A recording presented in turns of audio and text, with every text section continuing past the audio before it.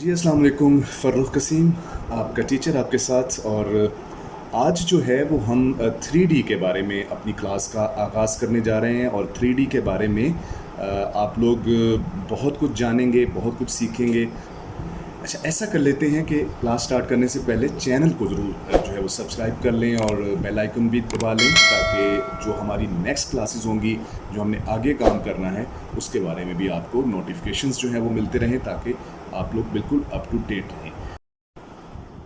Okay, let's start our first class of 3D Max। 3D Max software आपके पास installed होना चाहिए students. और उसके बाद जो है वो आप इसको ओपन करेंगे तो ये वाला लेआउट आपके सामने खुल जाता है।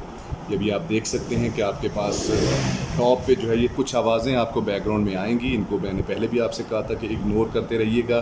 तो अभी के लिए ये है कि आपके पास सॉफ्टवेयर का लेआउट खुल चुका है। सामने आप देख सकते हैं कि आपके पास ये सारे सॉफ्टवेयर तकरीबन एक जैसे ही लेआउट में होते हैं कि टॉप पे आपको ये कुछ मेन्यूज़ नज़र आ रहे हैं।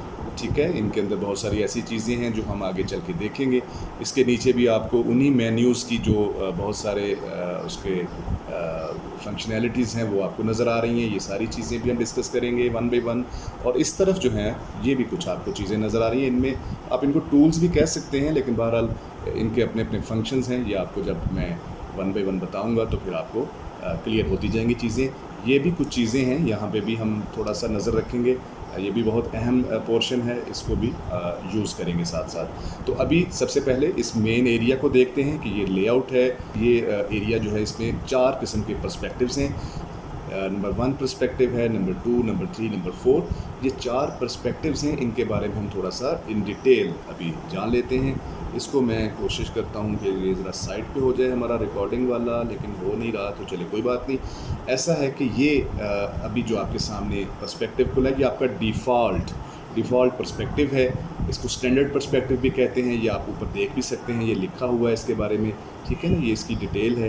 तो इस पर्सपेक्टिव का मतलब ये है कि आप अपना जो काम करेंगे 3D में, आप जो चीज़, जो शेप आप डेवलप करेंगे, आप उसको किस एंगल से, किस व्यू से आप उसको देखेंगे, और आप फिर अपने काम को जो है वो आगे से आगे उसमें बढ़ते जाएंगे। ये चीज़ आपको अलाउ करती है कि आप अपने काम को किस एंगल से देख रहे हैं। अच्छा, ये तो आपका डिफ़ॉल्ट स्टैंडर्ड जो पर्सपेक्टिव है ये हो गया। अगर इस तरफ हम नज़र दौड़ाएं तो स्टूडेंट ये चीज़ ज़रा देखिएगा कि इसमें आपको लेफ़्ट स्टैंडर्ड वायर फ्रेम, ठीक है ना, ये लेफ़्ट आपका जो है वो ये शो करता है कि आप इस वक्त अगर अपना कोई भी यहाँ पे चीज़ डेवलप करेंगे, आपको इस एंगल से अगर देखनी है तो आप इस पर्सपेक्टिव को मैक्सिमाइज़ कर सकते हैं।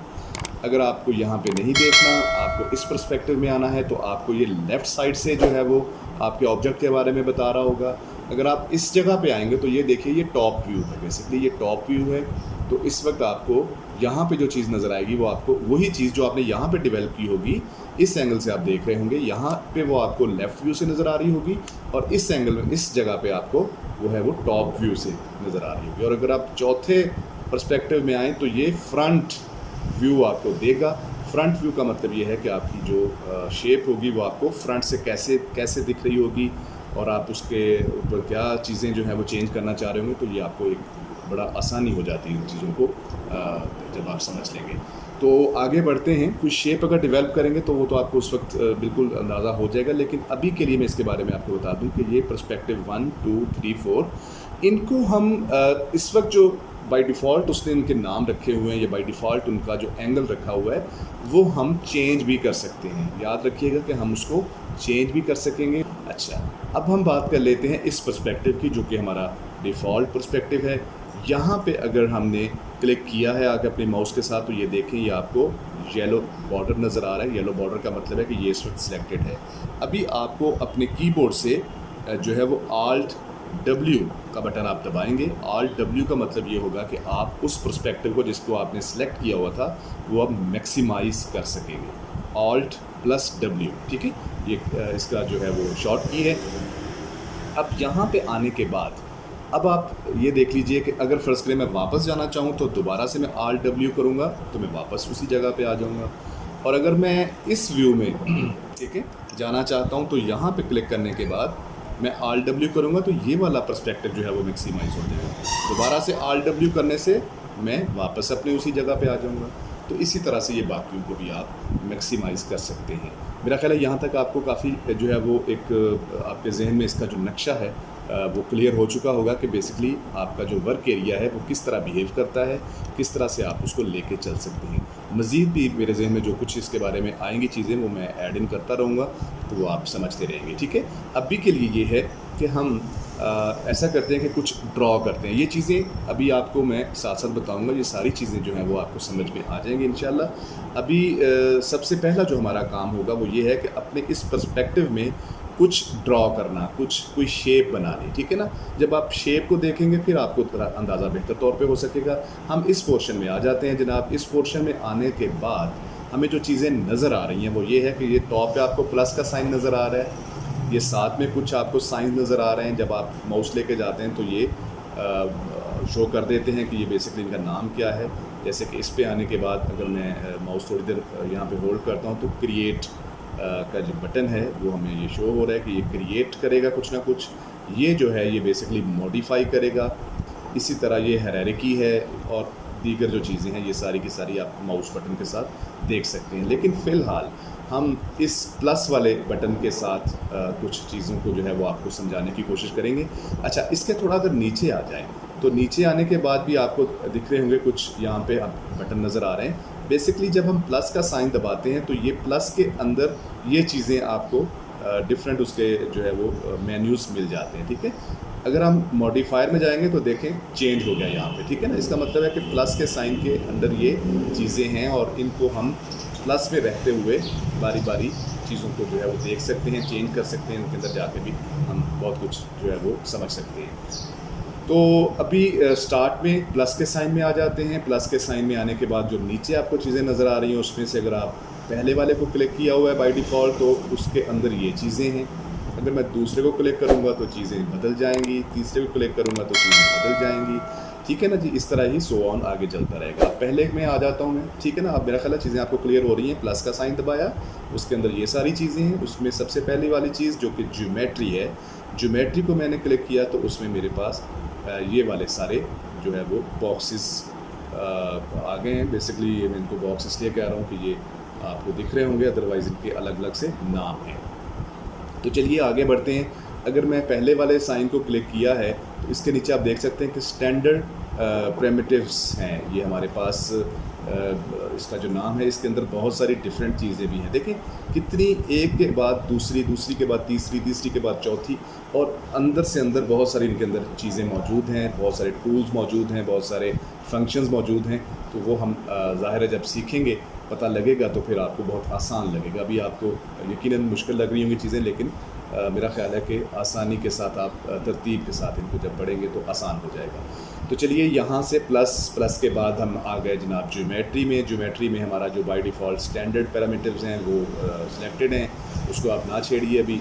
उसके बाद इस पोर्शन में आ जाइए। यहाँ पे आप देख सकते हैं कि सबसे पहले आपको ऑब्जेक्ट टाइप जो है वो आप देख रहे हैं, ये ऑब्जेक्ट है नीचे आपके। सबसे पहला ऑब्जेक्ट क्या है? बॉक्स। उसके बाद है स्फीयर, उसके बाद है सिलेंडर, फिर टॉरस, फिर टीपॉट, इस तरह से सो ऑन सारे ये हमारे पास मौजूद है। सबसे पहला जो है वो बॉक्स है। तो जैसे कि नाम से ही आपको मालूम हो चुका होगा कि बॉक्स को क्लिक करने से हमारे पास जो है वो कंट्रोल आ जाता है कि हम अपनी माउस को, अपने कर्सर को इस जगह पे लेके जब आते हैं और यहाँ पे लेफ़्ट क्लिक करने के बाद आप देख सकते हैं अभी सिर्फ मैंने लेफ़्ट क्लिक किया है तो कुछ चीज़ें आपने बदली हुई महसूस की होंगी, देख रहे होंगे आप।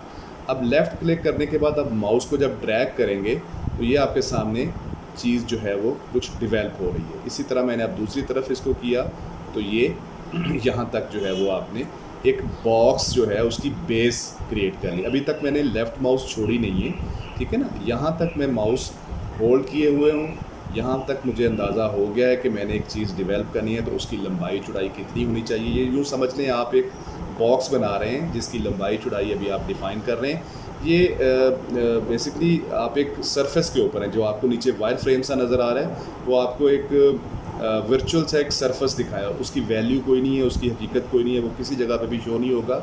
सिर्फ अभी के लिए आपको वो दिखा रहा है कि ये आपका सरफेस है जिसके ऊपर आप एक चीज़ को ड्रा कर रहे हैं। तो अभी हम बॉक्स को ड्रा कर रहे हैं, माउस अभी तक मैंने पकड़ी हुई है। अब मैं माउस को छोड़ने जा रहा हूँ। जब मैंने माउस को छोड़ दिया तो देखिए कोई फ़र्क नहीं पड़ा।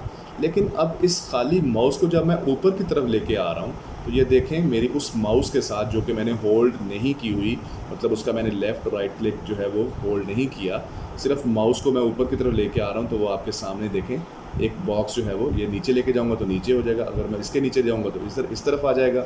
ये अपनी मूवमेंट आपको शो कर रहा है कि मैं बॉक्स कितना बनाना चाहता हूँ। देखिए यहाँ तक तो मुझे फ़िज़िकल नज़र आ रहा है ना कि मैं एक बॉक्स जो है वो उसको बना रहा हूँ। अभी तक मुझे उसकी प्रॉपर डायमेंशंस जो है वो मैंने नहीं सेट की, लेकिन क्या है कि वहाँ से भी हम उस तरह से भी चीज़ों को डेवलप कर सकते हैं कि अगर हमें प्रॉपर उसकी डायमेंशंस का पता हो तो हम उन डायमेंशंस की जो वैल्यूज़ हैं वो सेट कर दें, पुट कर दें, तो वो चीज़ें भी एक अच्छा तरीका है, वो भी उस तरह भी आप चीज़ डेवलप कर सकते हैं। लेकिन अभी के लिए मैं आपको एक जनरल सा एक बता रहा हूँ कि इस तरह से आप एक चीज़ को डेवलप करते हैं। अब जहाँ पे आप चाहते हैं कि यहाँ तक मेरा बॉक्स जो है वो तकरीबन इस तरह की मुझे शेप चाहिए, तो वहाँ पे आके एक दफ़ा दोबारा से आप लेफ़्ट क्लिक कर दीजिए, ठीक है ना जी। ये लेफ़्ट क्लिक किया, अब आपका जो माउस है वो फ्री हो चुका है। अब आप उसको अपने बाकी फंक्शंस के साथ जो है वो उसका काम ले सकते हैं। अभी ये आपका एक बॉक्स बन चुका है। अब देखा यहाँ पे आपने बॉक्स ड्रॉप किया, लेकिन चारों पर्सपेक्टिव्स में आपको वो बॉक्स जो है वो दिखाई दे रहा होगा, ठीक है। अब आप इसको थोड़ा सा इस तरह ही लें कि इसकी जो शेप है या इसका जो कलर है या इसका जो कुछ भी, ये सारी चीज़ें आपको समझ आ जाएंगी कि यहाँ पे ये सॉलिड क्यों है, यहाँ पे इस तरह से थोड़ा ट्रांसपेरेंट क्यों है, बाकी जगहों पे भी, तो ये आपको समझ आ जाएगी। अभी के लिए ये है कि आप इस वाले पर्सपेक्टिव को समझें। इस पर्सपेक्टिव में रहने से क्या होगा कि आपको बाकी जो पर्सपेक्टिव हैं उनके बारे में उसके बाद आसानी से समझ आ जाएगी, ठीक है जी। तो यहाँ तक अभी हमने एक पर्सपेक्टिव को देखा। अब मैं इस पर्सपेक्टिव के अंदर हूँ, तो मैं क्या करता हूँ कि Alt W दबा के मैं इसको थोड़ा बड़ा कर लेता हूँ, ठीक है ना जी। ये अब आपके सामने जो बॉक्स बन चुका है, ये इसके पैरामीटर्स हैं। यहाँ से आके आप इसको चेंज दोबारा से कर सकते हैं बहुत आसानी के साथ। देखें लेंथ है, विड्थ है, हाइट है, तो ये अब आप उसके चीज़ों को यहाँ से भी कर सकते हैं और यहाँ पे इस तरह से करके वैल्यू भी पुट कर सकते हैं। जैसे कि यहाँ पे जो मैंने चीज़ ड्रॉ की थी तो वो 86 के करीब उसकी वैल्यू है। मैं चाहता हूँ नहीं ये बहुत ज़्यादा है, मुझे तो 60 चाहिए, तो मैं यहाँ पे अपने कीबोर्ड से 60 लेके एंटर करूँगा, तो वो देखें आपको यहाँ पे जो है उसकी शेप बिल्कुल उसके मुताबिक होगी। तो ये आपके पास बहुत ज़बरदस्त एक जो है वो आसानी के साथ एक आप इसको डील कर सकते हैं कि आप अपनी जो आपके क्लाइंट ने आपको जो पैरामीटर्स दिए हुए हैं अपनी डायमेंशंस बनाने के लिए, उसकी शेप बनाने के लिए, सॉरी, जो डायमेंशंस दी हुई हैं वो आप उसके मुताबिक सेट कर सकते हैं। ओके, विड्थ इसकी मैं चाह रहा हूँ जी कि हो 100, ठीक है, तो यहाँ तक मैंने 100 कर दिया। अब हाइट ये मैं वैसे ही एक रैंडम उसके अंदर चेंजेस करके आपको बता रहा हूँ कि किस तरीके से ये चीज़ें चेंज होगी। ये मैं चाहता हूँ 50 हो, तो ये छोटा हो गया बॉक्स। इसका मतलब ये है कि आप शुरू में बस एक चीज़ ड्रॉ कर लें रफ सी, उसके बाद जो है वो उसको यहाँ से आके आप उसकी डायमेंशंस को प्रॉपरली जो है वो सेट कर सकते हैं, ठीक है ना। अच्छा, अब इसके बाद देखें ये जो सॉलिड एक आपके पास एक बॉक्स नज़र आ रहा है, इसकी भी डिफरेंट शेप्स आप जो है वो चेंज कर सकते हैं। यहाँ पे मैं आपको थोड़ा सा ये बता देता हूँ कि ये जो आपका बॉक्स है ये आपने पैरामीटर्स इसके सेट कर लिए और पैरामीटर्स को सेट करने से ये बॉक्स अब फुली आपके कंट्रोल में है। इन पैरामीटर्स के नीचे अगर आप देखें तो ये कुछ और भी चीज़ें हैं, लेंथ सेगमेंट्स हैं, विड्थ सेगमेंट्स हैं, हाइट के सेगमेंट्स हैं। ये भी आपको समझने ज़रूरी है कि अगर देखें अभी बाय डिफ़ॉल्ट 111 था, मतलब क्योंकि ये इसकी विड्थ है, ठीक है ना जी, और ये इसकी लेंथ है और ये इसकी हाइट है। तो ये तीन जो इसकी डायमेंशंस हैं ये साथ में आपको ये नज़र भी आ रही हैं चीज़ें। तो ये जो एक्स वाई जी की डायमेंशंस हैं इसके सेगमेंट्स को हम चेंज कर सकते हैं, ठीक है ना। सेगमेंट्स आप कहेंगे कि सेगमेंट्स को चेंज करने से क्या फ़ायदा होगा। ये देखिए मैं आपके सामने ये सेगमेंट्स यहाँ से चेंज कर रहा हूँ, ये वैल्यूज़ इसकी चेंज हो रही है। आप जितना चाहें इसको बढ़ा लें या कम कर लें। ओके, ये जो टूल है ये मूव टूल, ये अब आप सिलेक्ट कर लीजिए। एक दफ़ा इसको सिलेक्ट करने से आप देख सकते हैं कि आपके सामने ये एक शेप जो है वो आपके सामने आ चुकी है। बेसिकली इसको क्या कहते हैं ये भी मैं आपको बता देता हूँ, ये गिज़्मो कहलाता है बेसिकली। ओके, जब आपने इसको क्लिक किया तो ये आपने देखा कि आपके सामने ये एक जो है एक्स वाई और जी डायमेंशंस को शो करता हुआ ये आपके साथ साथ रहेगा पूरे सॉफ्टवेयर में। जैसे कि मैंने इसके बारे में आपको बताया कि ये मूव टूल है, ये जब भी आप मूव टूल क्लिक करेंगे आपको गिज़्मो जो है वो शो हो जाएगा। कभी आप गिज़्मो आपको नज़र नहीं आ रहा तो आपको दोबारा से देखेंगे तो आपका सेलेक्ट टूल जो है वो इस वक्त सिलेक्टेड नहीं होगा। जब आप इसको सिलेक्ट करेंगे, यहाँ पे जाके क्लिक करेंगे तो ये गिज़्मो आपको शो होना शुरू हो जाएगा। अच्छा, ये गिज़्मो बड़े काम की चीज़ है जनाब। इसके अंदर आप देखेंगे कि ये आपको अलाउ करेगा, ये वाला जो बॉक्स पड़ा हुआ है आप इसको अगर मूव करना चाहें तो ये गिज़्मो जो है वो आप इसके साथ जो है वो मूव कर सकते हैं। इसमें वाई डायमेंशंस है, एक्स है और जी है। एक्स वाई जी को जो है वो किस तरह से डील करना है कि ये एक्स को क्लिक करके आप इसको इस तरफ मूव कर सकते हैं, इसी तरह आप वाई पे आके मूव कर सकते हैं, इसी तरह आप जेड पे आके। आपने देखा होगा स्टूडेंट्स के ये जो है जब आप किसी भी डायमेंशंस पे आते हैं तो उसका रंग जो है वो बदल जाता है। तो उसके रंग के बदलने से भी आपको अंदाज़ा हो जाता है कि ये अब इस तरफ से आप जो है वो इसको मूव कर सकेंगे, ठीक है ना। अब देखें इस तरफ अगर आप ऊपर नीचे भी करेंगे तो ये मूव नहीं होगा, ठीक है ना। अब आपको उसकी डायरेक्शन को पकड़ना होगा, फिर आप जो है वो उसको मूव करवा सकेंगे। अच्छा, अगर आप चाहते हैं कि नहीं मैं तो इसको फ्री हैंड यूज़ करना चाहता हूँ, कि मैं चाहता हूँ एक ही दफ़ा माउस जो है वो इसको हर तरफ जो है वो मैं क्लिक कर सकूँ, तो फिर आपको ये सेंटर में आके यहाँ पे आके देखें ये येलो हो जाता है, ये वाला बॉक्स सेंटर वाला। जब ये येलो हो जाएगा तो इसका मतलब है आप यहाँ से इसको पकड़ लें और फिर आप जिधर मर्ज़ी इसको मूव कर सकते हैं। ये देखें, ठीक है, ये आपको मूव करने में आसानी देगा, ऊपर नीचे दाएं बाएं जहाँ मर्ज़ी आप इसको ले जाएं। जब आप इसको छोड़ेंगे तो फिर अपनी वापस उसी जगह पे आ जाएगा। तो मेरा ख्याल है आपने इसके बारे में जान लिया कि ये आपका सेलेक्ट टूल है और ये साथ में इसके गिज़्मो है। गिज़्मो आपको एक्स वाई और जी डायरेक्शंस के अंदर जो है वो मूव करने के लिए अलाउ करता है। यहाँ पे अब आपने ये चीज़ें देख ली कि किस तरह से एक बॉक्स जो है वो आप उसको मूव करवा सकते हैं। लेकिन अभी तक आपने जो सीखा है वो यही कि एक पर्सपेक्टिव जो कि हमारा डिफ़ॉल्ट पर्सपेक्टिव था, जिसे हम स्टैंडर्ड पर्सपेक्टिव भी कहते हैं, उसमें आप रहते हुए F3 और F4 के साथ जो है वो किस तरह से चीज़ों को देख सकते हैं, ठीक है। तो अभी हमने अपने बॉक्स को देख लिया। अच्छा, इसके साथ मैं आपको थोड़ा सा ये भी बता दूं कि जैसे Alt W से हम अपने पर्सपेक्टिव में वापस आ जाते हैं। चारों पर्सपेक्टिव आप देख सकते हैं। मैंने आपको शुरू में बताया था कि अगर आप इस पर्सपेक्टिव में जाना चाहेंगे तो यहाँ पे देख लीजिएगा कि ये लेफ़्ट है आपका, यही वाला बॉक्स आपको लेफ़्ट साइड से कैसा दिखेगा। दोबारा से इसमें आने के बाद आप दोबारा से Alt W दबाएंगे तो अब आपको यही चीज़ जो है वो लेफ़्ट से नज़र आ रही है। अगर आपको इस तरह से शेप में नहीं देखना तो इसको F3 करेंगे तो आपको वो सॉलिड स्टेट में नज़र आना शुरू हो जाएगी। दोबारा से मैं वापस आ रहा हूँ, मैं चाह रहा हूँ कि इसको मैं टॉप से देख लूँ। ये इसका ये फ्रंट व्यू है, ये आपको यहाँ से पता चल जाएगा कि ये कौन सा व्यू है। फ्रंट व्यू है, टॉप व्यू है, लेफ़्ट व्यू है और ये आपका स्टैंडर्ड पर्सपेक्टिव है, ठीक है जी। ये अब फ्रंट व्यू में आपको कैसा नज़र आएगा, मिसाल है कि आपकी आँख या आपका जो कैमरा होगा वो कहाँ से आपके ऑब्जेक्ट को देख रहा है, तो ये फ्रंट व्यू है। ये देखें बेसिकली ये जब आप इसको सिलेक्ट करते हो ये सारे जो है वो शो करते हैं कि ये एक ही बॉक्स है। इसके अलावा भी यहाँ पे जैसे मैं यहाँ पे अगर एक और बॉक्स बनाता हूँ तो देखें ये एक और बॉक्स बन रहा है। ये मैंने इसकी बेस बनाई और ये मैंने इसको बड़ा कर दिया, तो ये देखें आपको सारे पर्सपेक्टिव में वो चीज़ नज़र आ रही है, ठीक है ना। अभी मैं इसको डिलीट कर रहा हूँ फ़िलहाल।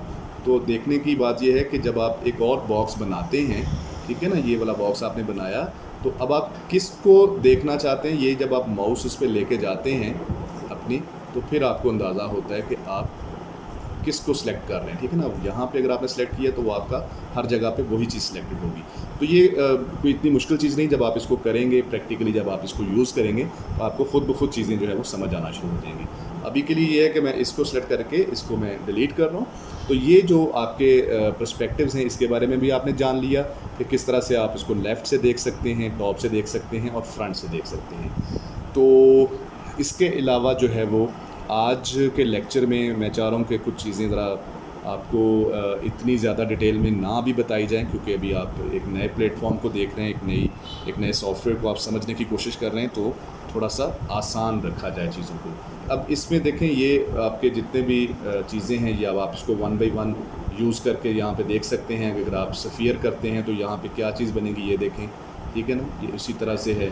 अगर आप सिलेंडर बनाना चाहते हैं तो इस तरह से सिलेंडर बनेगा। इसको आप वही जैसे बॉक्स को आपने किया था, ठीक है ना।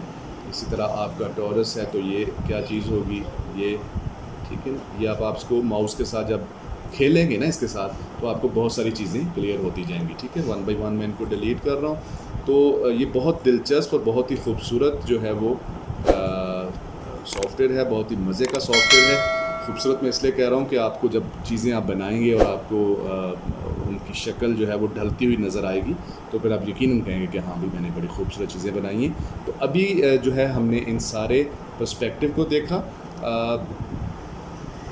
अच्छा, एक और चीज़ आपको बता देता हूँ कि अगर फ़र्ज़ करें मैं इस पर्सपेक्टिव में हूँ, इस वाले में मैं हूँ और Alt W से मैं इसको बड़ा भी कर लेता हूँ आसानी के लिए कि आपको दिखाई दे।